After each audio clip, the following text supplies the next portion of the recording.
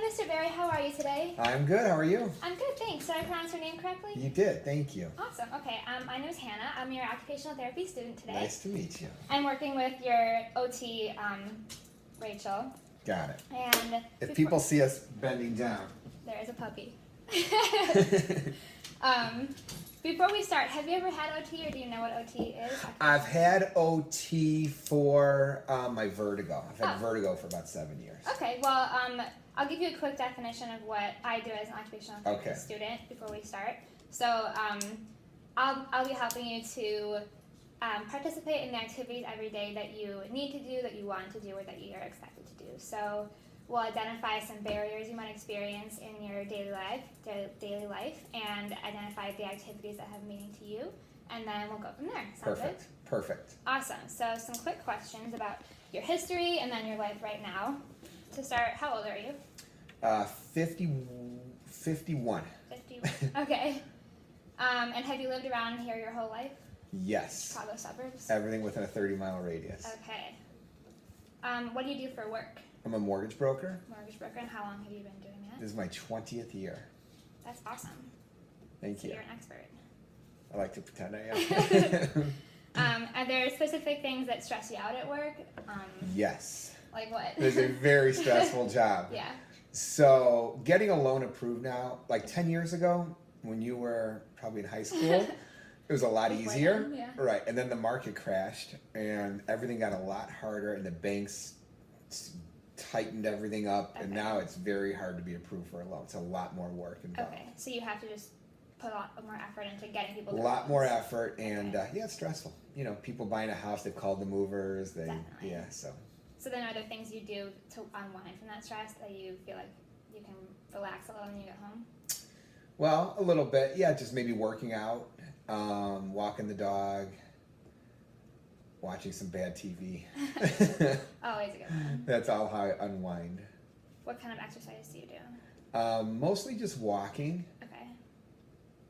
Really just walking. And tennis. Tennis. Got it. That's really cool. My dad does tennis. Do you have any hobbies besides tennis and watching TV that you I like to write. Okay, right. Do I have any other hobbies? No, my kids and my dog and my wife take up a lot of my free time, so. That actually leads right into my next thing. Well, actually, before I get there, do you feel like you have any current barriers preventing you from engaging in things you like to do? Well, yeah, I would say, just going back to that, I'd say my free time. And you mentioned your vertigo, too. Does that affect that's huge. You? That's huge, right. So your free time and your vertigo. Tell me a little bit about the vertigo. So the vertigo, I think I've always had it for the last 7 years. Some days I only feel it 10%. Okay. Some days I feel it 90%. And the 90% days, that's bad. You know, I can't get out of bed. The 10%, it's not bad. So you're spinning a little bit right now. Oh, really? Yeah. Okay. If you can go the other direction. If you can spin that way, it would even things out. Yeah. So I can function with it, but I've learned to live with it, which is bad. You know, so. Yeah. And so the days where it's 90%, you don't go to work. Right. How often would you say it's that high, that severe? You know, maybe twice a year. Okay. So that's rare, but still a problem. Right. Okay. Do you have any current medications you're taking, things to help with that? Anything that they think it's caused by migraines. Okay. And I just saw a new doctor actually this week. That's good timing. Perfect. And so she gave me, I've never taken medications. I did in the past, but it made me sleepy. Okay. And she's trying different medications on me. Okay. So you're just going to test out some new ones now? Yeah. Got it. So tell me about a typical work day for you. Typical work day, wow. So I get in the office probably around 6:30 or 7 maybe. Okay. Early. And then I unwind a little bit there. I'll read the sports. People think I'm working, but I really am. I'm reading about sports and stuff.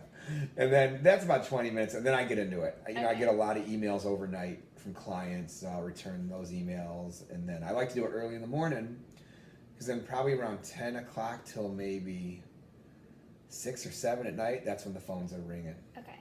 So a lot of talking on the phone. Ton of email, ton of phone, ton of texting. Okay. Do you do most of this from your desk in an office, or Yes. are you up and about? No, all at my desk.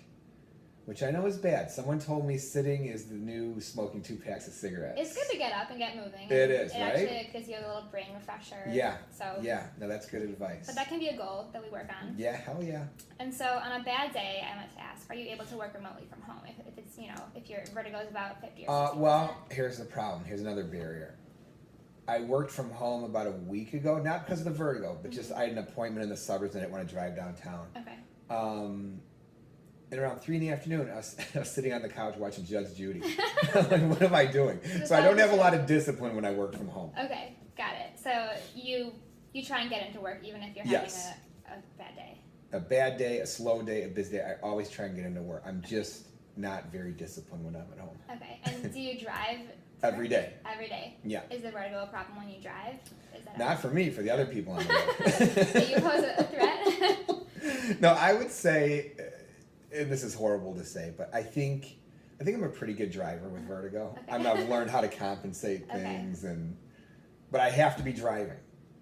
Like if we go, if like I can't have my wife drive or my son, because if they take a turn too sharp, it gets dizzy. So I control. When you're expecting. Exactly. Okay. Now tell me about a typical weekend day. A typical weekend, I still wake up early, probably around 7. Gosh,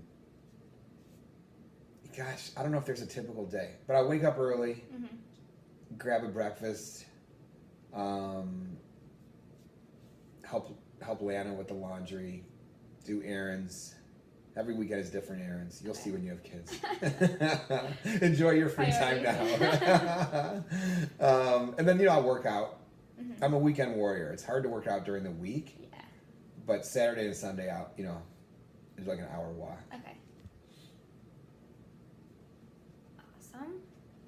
Now, transitioning. You got good handwriting. Oh, it's a scribble. Thank you. I'm going to ask you a little bit about your family and your friends. Okay. So you said you're married. How long have you been married for? Well, 1994, so 24 years. 24 years. Congratulations. Thank you. And you said you also have kids. 2 kids. 2 kids. How old are they? Colin is 18. Mackenzie is 16. Okay, that's awesome. And you guys get along? Good family dynamic? It's a great family. I'm very blessed. Awesome. What do you guys like to do together? We love eating. So restaurants. Me too. Putting together puzzles is our new kick. I love puzzles. Yeah. Watching TV together, YouTube videos, playing sports together. Cool. And how do you feel about the amount of time you spend at work versus at home, the balance? Well, listen, this is everybody's struggle. I wish I could spend more time with my family. Sometimes I do. So in the mortgage world, especially here in Illinois, there's a buying season. Okay. When the weather gets nice, then it gets super busy. Okay. And when the weather's cold, I can spend more time with the family because no one's buying homes. Okay. But I wish I could spend more time with my wife and kids and dog, who is now looks like she's passed out. Yeah. Okay. Everyone's stressful. You're right. Everyone always wishes that they could spend more time. Right. Do you have any activities you like to do with friends, social life, things like that? Yeah, I like to play poker once a month with all my buddies. Get together from high school or junior high, actually. Wow. But what was the question? Do you have any activities that you enjoy do with your doing? friends. Yeah. Yeah, or just hanging out. Okay. How often would you say you see your friends? Not enough. Not enough. I don't know if I can give you a time frame, but not enough. Like not weekly? No, not weekly. Okay. No. I mean, listen, we will get group texts, Yeah. and talk trash on there, but it's See hard them. to actually It's so physically hard. see them, yeah. Yeah, definitely. Okay, so then transitioning to another set of questions about your home. So tell me about your home. Is it 2-story? Is it ranch style? It is a 2-story with a finished basement, 2-car garage, which I wish was bigger. Lots of stuff.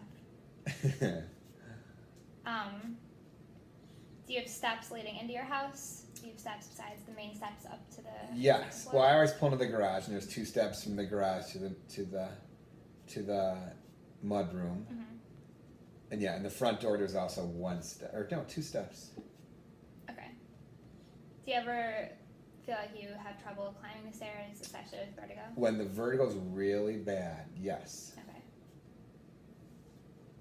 Yes, Do I do. you compensate for that in some way, or do you just kind of stay on one level? Well, I hold on to either I'll stay on one level or I'll hold on to the railing and just, I'm like a mountain climber. I'm just like, you know. Okay. And are there places inside your, oh wait, I asked that, I'm sorry. Tell me about your bathroom situation. Do you have a standing shower, a tub shower? Standing shower. Okay. Separate tub. Does the vertigo affect when you're in the shower? No. Okay. Sometimes I will sing in the shower. Does that help your vertigo? Yeah. So overall, do you have a general feeling of safety in your house and your neighborhood? Always. Okay. It's a great neighborhood. I'm probably jinxing it. I've got an alarm system, so I know at night everything's cool. Okay, good. So a few more questions just to follow up. Okay. What would you say are the most important things you value in your life? Well, I would say definitely my family, not to sound repetitive, but my wife and kids, and friends, and family, and cousins, and brother and sister. Family, big Family's number one. Got it. And the other day, the kids had an assignment. I think they had to choose from 7 things, like freedom and, I don't know, there was like 7 choices. I wish I could think of them now. But freedom's a good one, too. I think we're very lucky to live in this country. I agree. Even though there's stuff is messed up, but, you know? Overall, yes. And then what are some goals you might have for the future, whether it's your activities of daily living, like your meaningful activities related to that, or just in general? Well, my number one goal, that my shrink will tell you, is to one day retire. Yes. But I am light years away from that. So my advice to you in your young life right now is to put away as much as you can. Save money. Yes. You don't need that big McMansion or anything or fancy car. Just save. Okay, so... Boy, it just sounded like my dad. But he's probably right. You realize that. Yeah. Do you have any questions for me after we discussed all about your... Well, tell me about you. Why did you pick this career? Well, I really want to help people, and I think that this is a really unique way to kind of maneuver my way into the helping field. I will be able to address some people who have been through extreme situations and maybe have a chronic illness that they need to figure out how to rearrange their life, and I think that's like a really meaningful way to help someone. That's awesome. So how long have you been doing this? This is my first year in occupational therapy school, so... like 2 months to 8 months? Like it's been since August. Oh, since August. Yeah. Now, is there anything that surprised you, or has it so far been what you've expected? I think the variety of settings in which occupational therapy can actually be practiced is so surprising. It's everywhere. That's cool. It's in mental health, it's in physical health, it's in acute, chronic, peds, adults, it's everywhere. So I think that the possibilities are endless and where it could end up, which is cool. That's very cool. Yeah. Is this the best interview you've done? This is the best interview I've done. Well, thank you so much, Mr. Barrett. It's my pleasure. It's nice meeting you too. Thank you for coming over.